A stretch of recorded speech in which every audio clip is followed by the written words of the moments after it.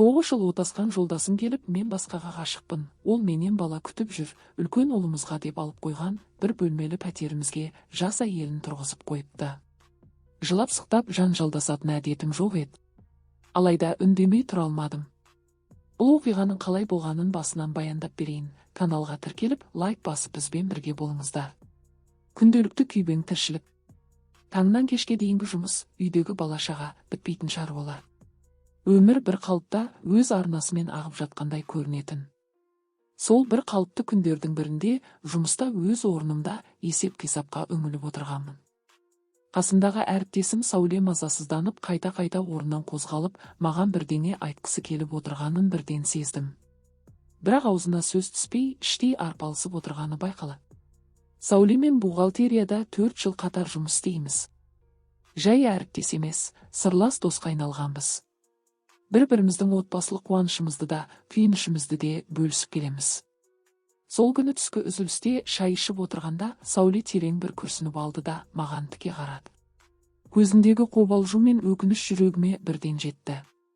Айтуға да қорқып отырмын деді ол даусы дірілдеп. Сосын бір сәт үнсіз қалды да батылдық жинағандай сөзін жалғастырды. Кеше құдамыздың 60 жылдық мерейтойына ресторанға бардым. Сол жерде сенің жолдасыңды көрдім. Жүрегім бір сәтке тоқтап қалғандай болды. Ол аяғы ауыр жас келіншекпен бірге жүр екен. Алғашында көзіме елестеп тұрған шығар дедім. Бірақ жақындап барып анықтап қарадым. Тіпті сенбей, фотоға да түсіріп алдым. Жүрегім бір сәтке тоқтап қалғандай болды. Ол аяғы ауыр жас келіншекпен бірге жүр екен. Алғашында көзіме елестеп тұрған шығар дедім. Бірақ жақындап барып анықтап қарадым. Тіпті сенбей, фотоға да түсіріп алдым. Сауле телефонын маған созды. Экранға қараған сәтте төбемнен мұздай су құйып жібергендей күй кештім. Иә, ол менің жолдасым еді. Дауысы, қимылы, бейнесі бәрі көз алдымда тұр. Тілім байланып үнсіз қалдым. Көзіме жас тығылып, кеудемді бір ауыр өкініш қысты. Арамыздағы 3 бала, бірге құрған шаңырақ, алға қойған ортақ мақсаттарымыз, махаббатқа толы өткен күндеріміз бәрі бір сәтте мәнін жоғалтқандай болды. Біз бірге бәрін жеңеміз деп сенген сөздер қайда қалды? Отбасы қасиетті деп құрметтеген ұғымым қайда кетті?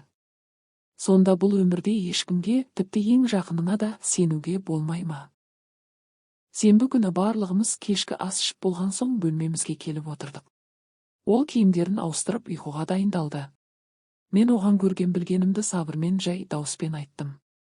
Балаларымыздың көзінше сені ұялтпайын деп осы жерде сұрап отырмын. Мына фотодағы әйел туралы, қатынасың туралы не дейсің? Деп сұрадым. Біраз үндемей отырып жауап берді.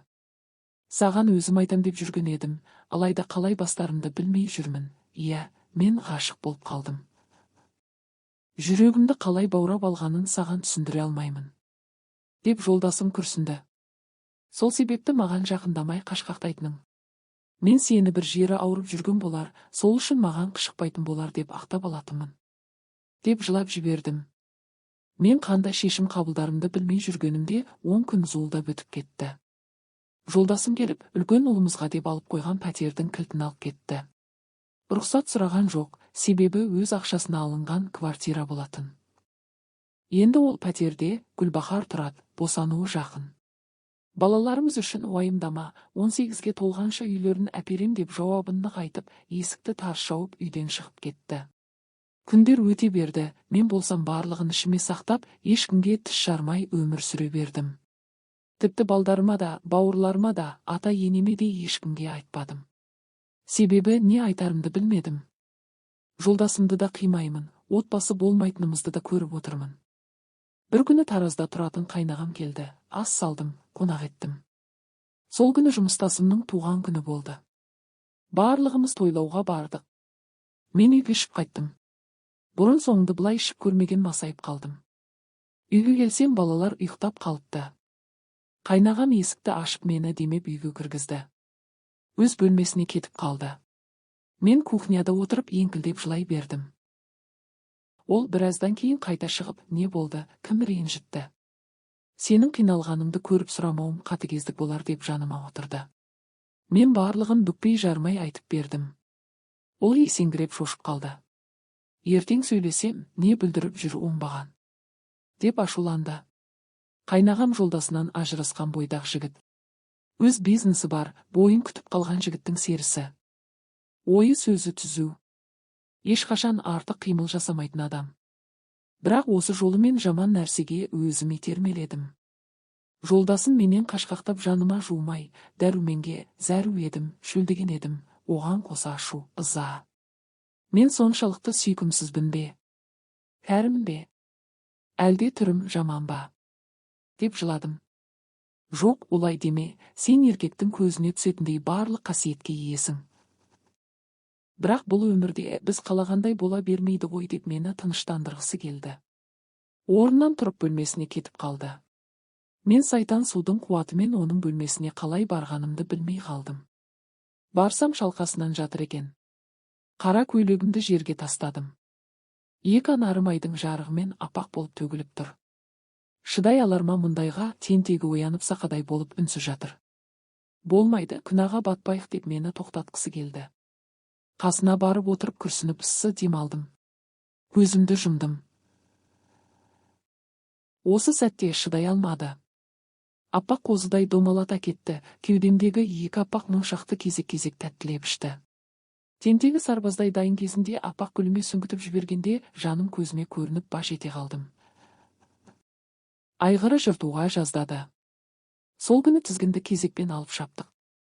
Дәруменге екі жақта әбден тойдық. Тіпті дәруменді ішке әбден жіберген екен. Осылайша маған жасалған сатқындыққа мен өз жауабымды, өз жазасын бердім. Қайнағаммен сөз жарастырып, балаларымды алып Таразға көшіп кеттім. Бала көтердім. Жолдасым жас әйелімен мен қайнағаммен бақытты өмір сүріп кеттік.